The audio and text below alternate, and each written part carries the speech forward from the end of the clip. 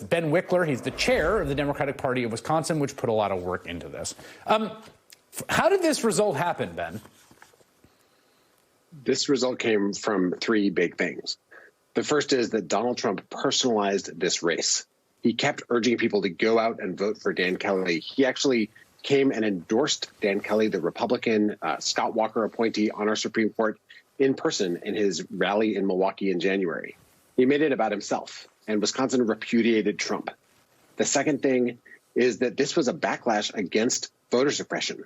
People hate having their votes suppressed, and Republicans were willing to push people into a lethal pandemic because they thought Republican voters would understand less clearly the dangers of this pandemic than Democratic voters. But this was also a win for organizing.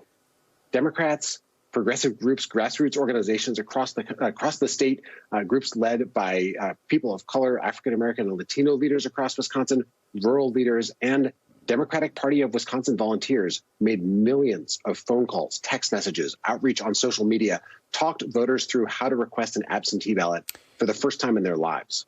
And we could see the fruits of that in an election where we more than quadrupled the record for the number of absentee ballots. It was about 250,000 in 2016 in a presidential election. This was a state Supreme Court race, and it was over 1 million. You know, I feel so mixed about what's happened in Wisconsin, just because it really was such a travesty that this election took place. And I've seen now, you know, the Supreme Court justices themselves are, you know, they're meeting. They voted absentee. All of them, all the folks in the state assembly are practicing physical distancing. Have there been recriminations? Has there been fallout locally there in the aftermath of this undertaking? Like a let's not do that again. I wish that I could tell you that after seeing what voters were willing to do to cast their ballots, that Republicans had realized the error of their ways and run in the other direction. But the Republican Party is insisting on doing this again and again this year. There's a special election for Congress. Tricia Zunker, who's an extraordinary candidate, an associate justice of the Ho-Chunk Nation, a tribal nation Supreme Court. She's running for Congress in northern Wisconsin. Their election is on May 12th.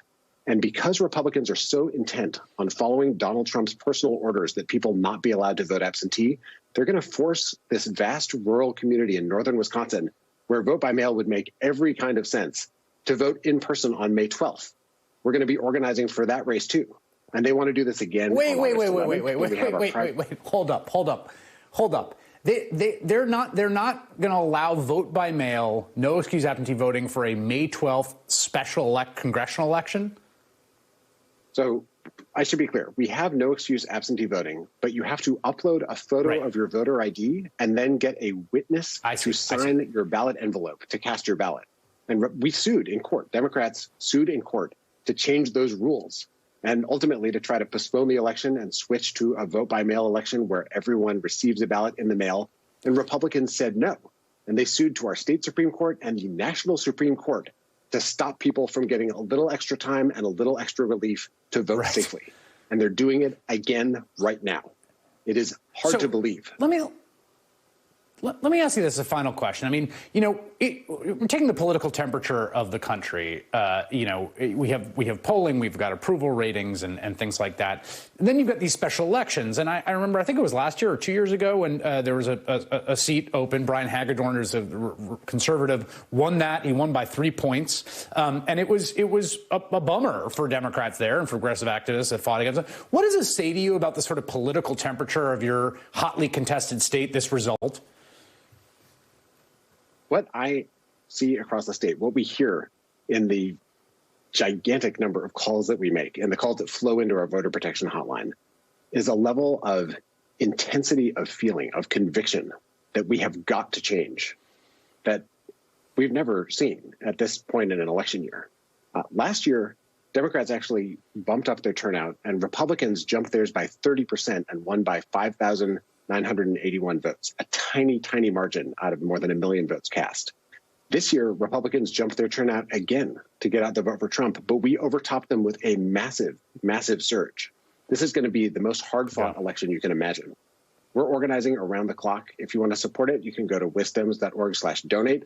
I should add, and wisdoms.org/volunteer. We're going to be trying to get an absentee ballot into the hands of every single person who is eligible and ready to vote against Donald Trump in the fall. because this battle is going to go to the very last second. All right. Ben Wikler, chair of the Wisconsin Democratic Party. Thank you so much. Thank you.